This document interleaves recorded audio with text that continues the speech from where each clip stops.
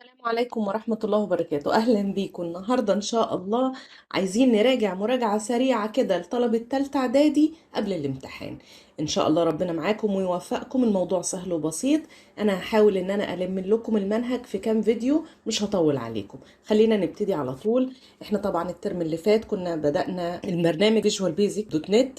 النهاردة إن شاء الله هنبتدي في الوحدة الأولى من الترم التاني. الفصل الأول بيتكلم على إني أعرف البيانات. طبعا إحنا عرفنا إزاي نستخدم البرنامج وإزاي بنضيف التكست بوكس واللي هي الليبل. كل الحاجات دي اتعرفنا عليها، وعرفنا إن دلوقتي لازم إن أنا كل حاجة أعرفها للجهاز لأن هو ما يعرفهاش. فلازم علشان أعرفها له بحدد نوع البيانات اللي عندي. فالبيانات اللي عندي أنواع وأنواع مختلفة. فمثلا عندي من أنواع البيانات اللي هي زي كده، لما نيجي بنعمل اللي هو واجهة البرنامج أو الفورم بتاعي، بندخل خانة للاسم اللي هي دي بنعملها بالليبل، والتكست بوكس دي بنعملها بتكست بوكس اللي هي بندخل فيها القيمة أو الاسم، تاريخ الميلاد. طبعا الكلام اللي موجود في خانة الاسم غير اللي موجود في التاريخ، غير النوع، غير عدد أفراد الأسرة. هقول لكم نظرة سريعة كده. يعني الاسم، هل ممكن يكون واحد أو واحدة اسمها ياسمين اتنين؟ يبقى دي هنا أكيد نوع البيانات اللي بتكون في خانة الاسم غير، ما ينفعش فيها أرقام. تاريخ الميلاد، هل ينفع تاريخ الميلاد أكتبه مثلا باللغة العربية 10؟ لا، هيبقى بتاريخ وبصيغة معينة، ان بيبقى فيه الفاصل ما بينهم الاندرسكور او السلاش او الباك سلاش. النوع هنا نوع بيبقى زي اسمه البولن، اللي هو يا كذا يا كذا، انت ما بتدخلش قيمة. عدد افراد الاسرة، هل ينفع ان انا اقول عدد افراد الاسرة 5.5؟ ما ينفعش، لازم يكون عدد صحيح. فهنا التحديد نوع البيانات بيسهل على الجهاز، وكمان بحدد له نوع البيان علشان المساحة اللي بيشغلها. فالكلام ده كله هيتوضح لما نيجي نتكلم دلوقتي. انا دلوقتي عندي الفورم بالمنظر ده، وعايزة ابتدي ادخل البيانات بتاعته. فالخانة بتاعة الاسم هيبقى ده بيان حرفي زي ما قلنا، مش هيبقى فيه رقم. تاريخ الميلاد بيكون تاريخ. طبعا نوع بيان اللي هو النوع بيكون بيان منطقي، اللي هو يا ترو يا فولس. عدد افراد الاسره قلنا بيان رقمي. البيان الرقمي الارقام بيبقى قلنا يا عدد صحيح يا عدد عشري. فالرقمي برضو ليه انواع. كل حاجة بتتخزن من البيانات، نوع من البيانات دي بتتخزن في الذاكرة المؤقتة اللي هي الرام. وعشان اتعامل مع البيانات دي لازم احدد المكان اللي هحفظه فيها واديله اسم. تمام. هنيجي نتعرف بقى ايه على انواع البيانات الرقمية. احنا دلوقتي قلنا عدد افراد الاسرة مثلا لازم تكون عدد صحيح. ما ينفعش ان انا اقول عدد افراد الاسرة 5.5، 2.5، ما ينفعش. يبقى دي الارقام الصحيحة. الارقام الصحيحة بيكون منها انواع: بايت وشورت وانتجر ولونج. انا مش عايزة اطول عليكم واقول لكم ايه الفرق بين كل واحد وواحد من دول، بس عندك اللي علشان تدخل الامتحان تبقى عارف ان البايت هي تبتدي من الزيرو ل 255. دي اهم حاجة عندي اللي اعرفها، ان البايت من الارقام من زيرو لغاية رقم 255. اكبر من كده بختار الشورت، اكتر من كده بختار الانتجر، اكبر من كده بختار اللونج. ودي بتفرق في عدد الخانات اللي هي المليون او الالف او وهكذا. فطالما انت هتخزن او هتدخل ارقام اصغر من ال 255 يبقى هختار البايت. البيانات الرقمية الغير صحيحة دي النوع الثاني من البيانات الرقمية، اللي هي البيانات الأرقام العشرية، وبتكون يا إما دبل يا سنجل يا ديسيمال. ودي اللي احنا قلناها ان مثلا ارقام عشرية دي لو هتعمل عملية حسابية مثلا ناتج القسمة ممكن يطلع رقم عشري. لما نيجي نحدد نوع البيان بتاعي ده هنقول ان هو نوعه مثلا دبل او سنجل او ديسيمال.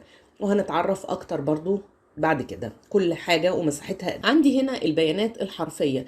البيانات الحرفية اللي هي يا سترينج يا كاركتر. البيانات الحرفية سترينج وكاركتر. كاركتر يعني حروف بس. تمام. البيانات المتنوعة.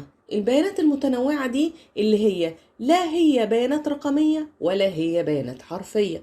هتبقى عبارة عن object والديت والبولين. يبقى ايه البيانات المتنوعة؟ object date وبولين. ماشي، يبقى احنا عرفنا ان عندي هنا 3 انواع من البيانات.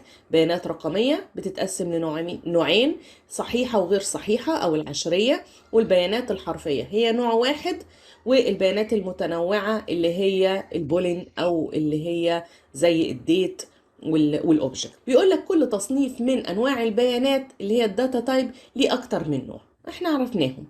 كل نوع بيشغل حيز في الذاكرة. فمثلا النوع انتجر، الانتجر بيشغل 4 بايت من حجم الذاكرة، واحنا عرفنا قبل كده ان البايت الحد الادنى ليه اللي هو 0 والحد الاقصى ليه 255. فاحنا دلوقتي عرفنا نوعين من الانواع اللي هي ايه البيانات الرقمية الصحيحة، البايت والانتجر. عرفنا ان البايت من رقم 0 ل 255، وعرفنا ان الانتجر عبارة عن 4 من البايت. تمام؟ دي بتجيلك في الأسئلة، في الصح وغلط، في الاختيار، في الأكمل الفراغ. يبقى احنا عارفين نوع او شكل السؤال بيجيلي هنا صح وغلط. ان الانتجر بيشغل 2 بايت من حجم الذاكرة، غلط طبعا. ليه؟ لان هو 4 بايت. طيب ممكن يقول لي الحد الاقصى للبايت 300، يبقى غلط. الحد الادنى 0، الحد الاقصى 255. يبقى احنا عرفنا ايه سؤال هنا ممكن يجي لي في النقطة دي. نيجي للخطوة اللي بعدها اللي هي الثوابت والمتغيرات. ايه هي الثوابت؟ الثوابت اللي هي انا بدي اعلان عن قيمة ثابتة في الذاكرة، وبحدد لها نوع، يعني الداتا بتاعتي نوعها ايه، وبتاخد قيمة ثابتة ما بتتغيرش اثناء سير البرنامج. زي ايه؟ يعني هلا مثلا لو جيت بعمل برنامج يحسب لي نص قطر الدايرة، نص قطر الدايرة دايما بضربه في قيمة اللي هي باي. هل الباي دي ممكن تتغير؟ لا، قيمة الباي دي ثابتة. طيب عجلة الجاذبية الأرضية، سرعة الضوء، سرعة الصوت، في المسائل بتاعة الفيزياء هل الحاجات أو القيم دي هتتغير؟ القيم دي بتبقى ثابتة. فدي بندي حاجة اسمها نعلن عن الثوابت. هنعرف دلوقتي ازاي اعمل اعلان عن ثابت او عن قيمة متغيرة. لما نيجي هنا نعمل اعلان عن قيمة ثابتة، ليه شروط للاسماء. ان الاسماء اللي اسم واحد، رقم واحد، يبدأ اسم المتغير بحرف او علامة اندرسكور. دي بتجيلي سؤال صح وغلط او سؤال اختياري.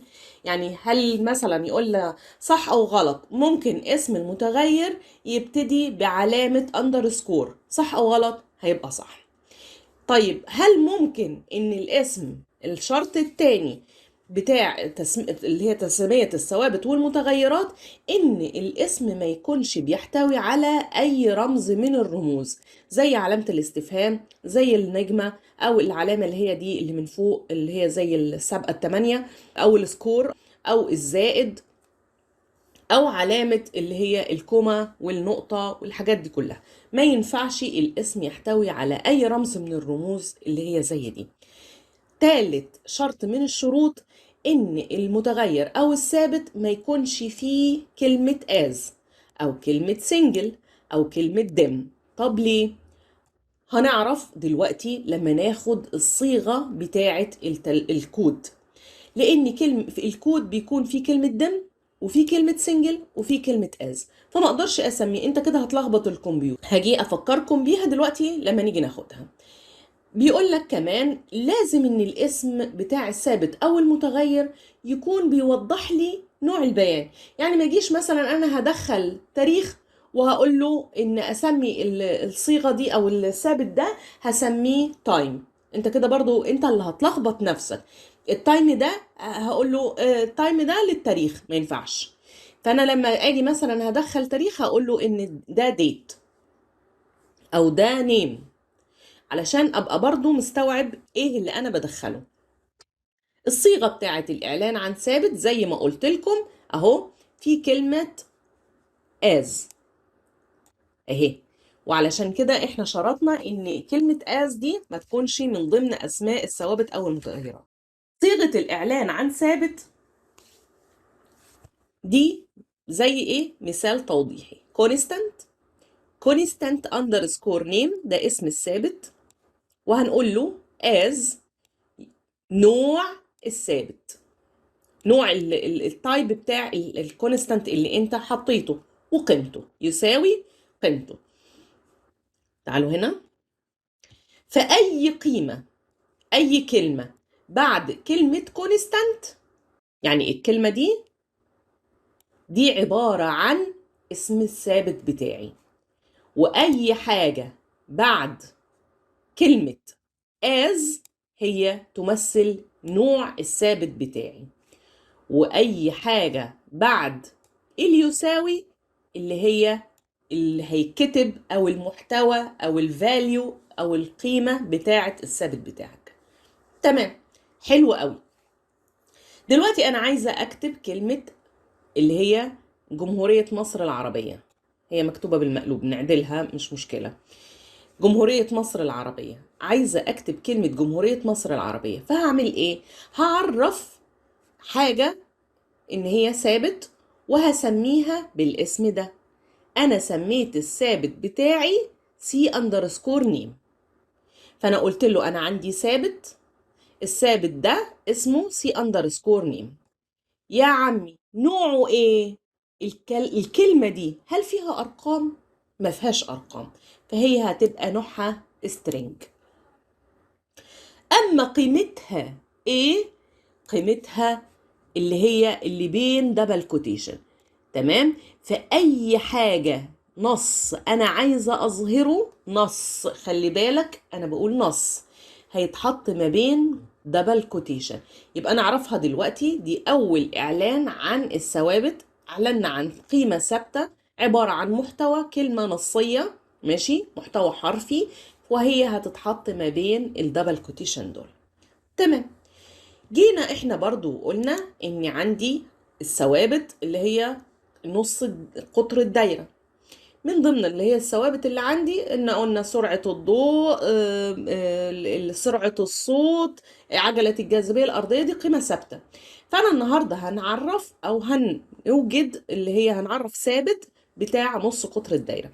فاحنا اتفقنا، أنا سامعاك، قول اسم الثابت عندي هنا ايه؟ أطلقت عليه اسم بي اي، فهو أي كلمة بعد كلمة كونستانت بتمثل اسم الثابت. طيب أي كلمة بعد الآز أهي، دي نوع الثابت سنجل، نوع الثابت هنا سنجل. إيه ده؟ سنجل دي كانت من ضمن الأرقام العشرية. تعالوا نشوف كده أهو، البيانات العشرية أو الأرقام العشرية أهي سنجل، يبقى احنا ماشيين صح. تمام، وقيمتها بتساوي ايه؟ قلنا اي حاجة بعد القيمة او بعد اللي يساوي هي القيمة دي، قيمتها 22/7. بنفس الطريقة انت ممكن تعرفها بالرقم اللي هو 3.14، هي برضو بتاعة البي اي او نص القطر او اللي هي الباي، عارفينها طبعا علامة الباي اللي هي بالشكل ده. خلاص، نيجي لآخر حاجة اللي هي التاريخ. تعالوا نشوف التاريخ. constant birthday. تمام، يبقى اسم الثابت بتاعي هنا أنا سميته إيه؟ birth date. طب نوعه إيه birth date؟ طالما تاريخ يبقى نوعه date، بيان من البيانات المتنوعة، تبع اللي هي البيانات المتنوعة أهي date، يبقى نوعه إيه؟ date. قيمته إيه؟ خدوا بالكم، التاريخ بيتحط بين علامة الشباك، يبقى لو عندي نص هكتبه وعايزة أظهره زي ما هو مكتوب هحطه ما بين دبل كوتيشن، عايزة أدخل تاريخ هحطه ما بين علامة الشباك. واضحة لحد هنا؟ تعالوا نشوف بقى بقية الكلام. يبقى احنا كده خلصنا الكلام ده.